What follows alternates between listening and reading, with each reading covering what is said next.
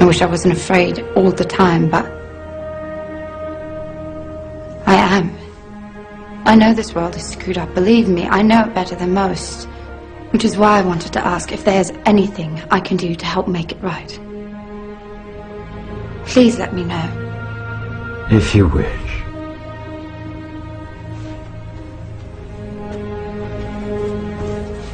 Fee Fairy, Anniversum, Fifus Fisi.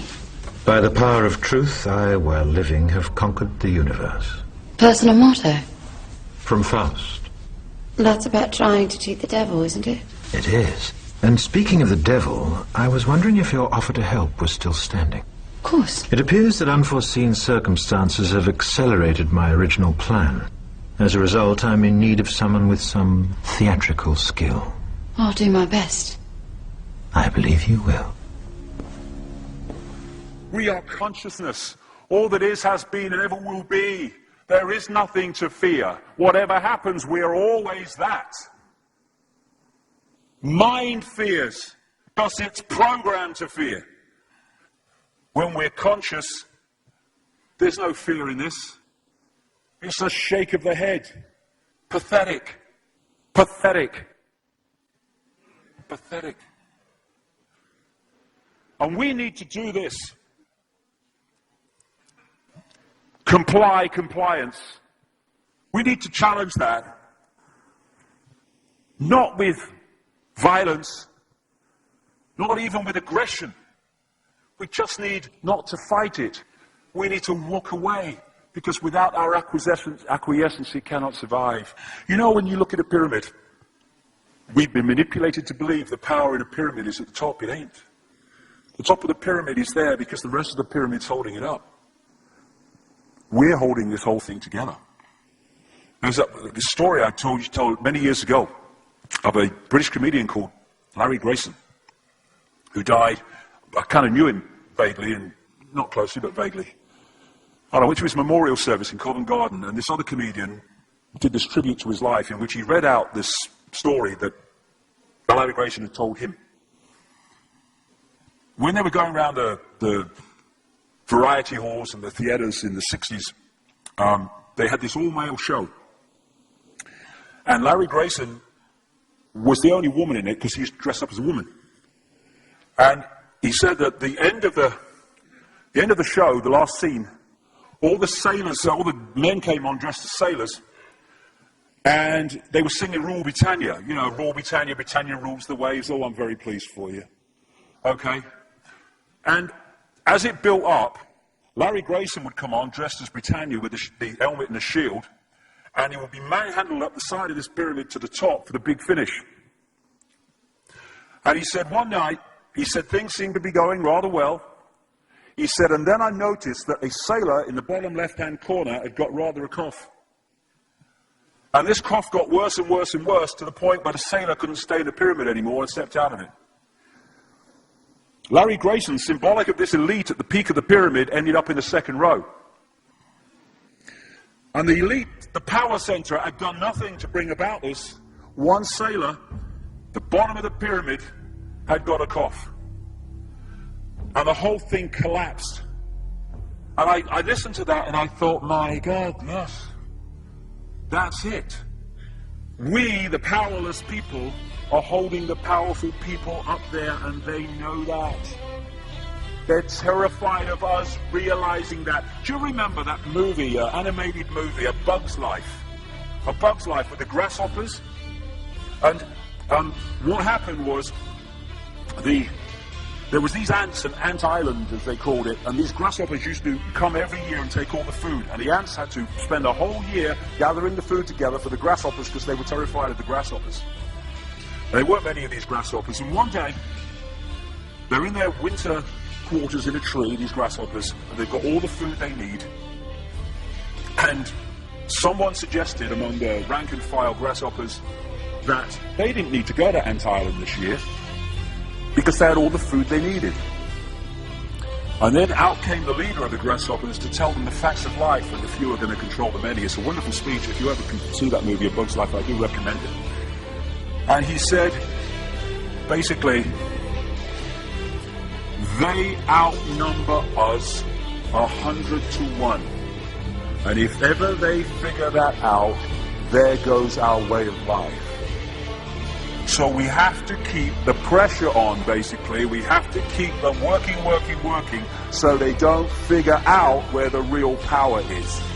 And that's why this network of manipulation works so hard to keep us in these states. Like I said earlier, what are people leaving foreclosed homes for, foreclosed by banks that have caused the unemployment that lead to them having to leave their homes? Stay there, refuse to leave, make it difficult for them. Expose them for what they are. We make it so easy, the non-compliance. No longer will we just do it because we're told to do it. Is it just? Is it right? Okay, I'll do it. Is it unjust? Is it not right? I ain't doing it. We start to make the decisions on what we will and will not do based on our values and not some imposition from the dark suits.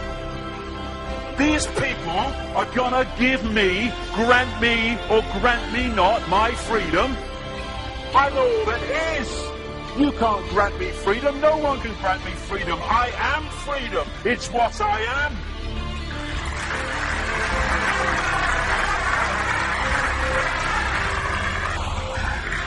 The big question, what would consciousness do? What would consciousness do in this situation? And when we ask that question, it really just changed the way we see the world. Not what would I do, mine, frightened. What would consciousness do? You know, this is a great line. If it's not right, don't do it. If it's not true, don't say it. And what would transform this world overnight is if we started doing what we knew to be right in the situations we face, instead of what we think is right for us in the moment. Not what are the consequences for me, or what's the best thing for me, how do I get the best deal out of this? What is right? What is just in this situation? If we started making decisions based on that, the world would transform overnight.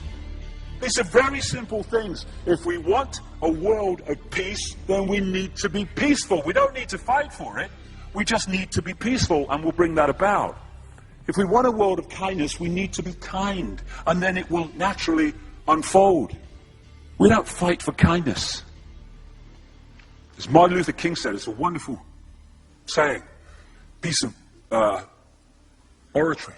Cowardice asks the question, is it safe? Expediency asks the question, is it politic? Vanity asks the question, is it popular? But consciousness asks the question, is it right? And there comes a time when one must take a position that is neither safe, nor politic, nor popular, but one must take it because it is right. And when enough of us do that, what is right will manifest by definition.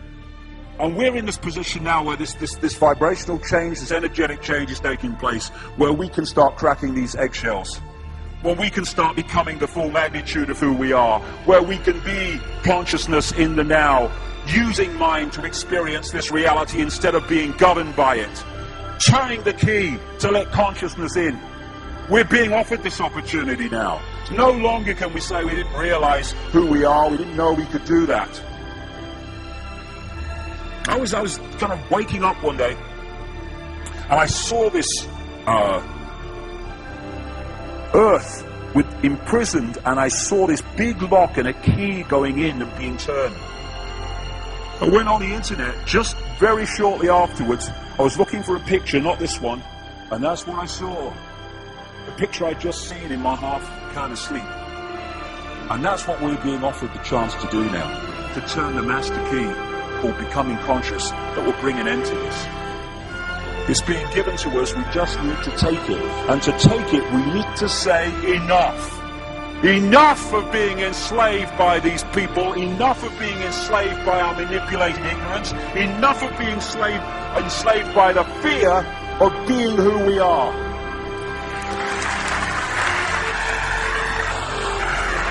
Enough! It is time to fly. It is time to fly. Thank you very much.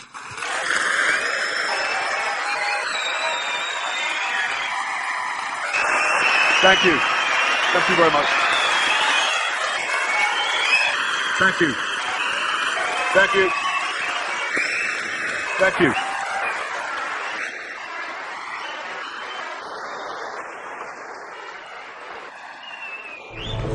Enemy is approaching fast. Requesting orders. General, what should we do? There's no response from command. Or from party leader Creedy.